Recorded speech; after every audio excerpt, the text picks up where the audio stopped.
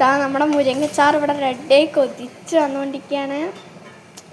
ഇനി തൊട്ടപ്പുറത്ത് ഗ്യാസിൽ ഉപ്പേരിക്ക് വേണ്ടി റെഡിയായിക്കൊണ്ടിരിക്കുകയാണ്. മുരിങ്ങയൊക്കെ ഇട്ട് ഉള്ളിയൊക്കെ താളിച്ച് മുളകിട്ട് എല്ലാം റെഡിയായിക്കൊണ്ടിരിക്കുകയാണ്.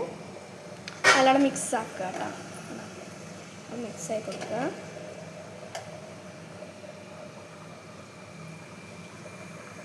പിന്നെ നമുക്ക് മുരിങ്ങച്ചാറ് ഉണ്ടായി നോക്കാം.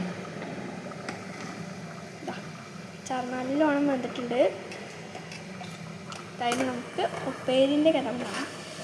കാരണം ഉപ്പേരി നല്ലോണം മിക്സാക്കണം, നല്ല ടേസ്റ്റ് കൂടുള്ളൂ. എല്ലാവരും നോക്കുള്ളൂ. അപ്പോൾ നമ്മുടെ ഉപ്പേരി കറക്റ്റ് റെഡി ആയിട്ടുണ്ട്. നമുക്ക് ചാറിൻ്റെ ഗുണം നോക്കാം.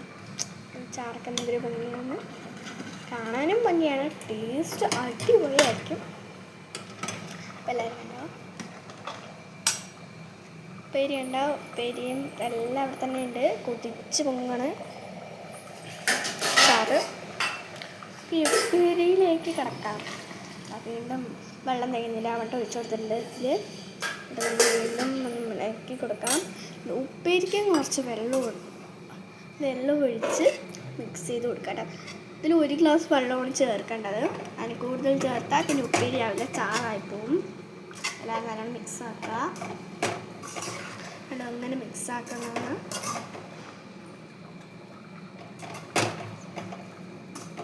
നമുക്ക് റെഡി ആയിട്ട് കിട്ടിയിട്ടുണ്ട്. എന്തൊരു ഭംഗിയാണെന്ന് കാണുമ്പോൾ തന്നെ കളറ്. ഇതുപോലെ ഒരു അളവിൽ അടപ്പിക്കണ്ടിട്ട് നമുക്ക് അടച്ചു വയ്ക്കാം.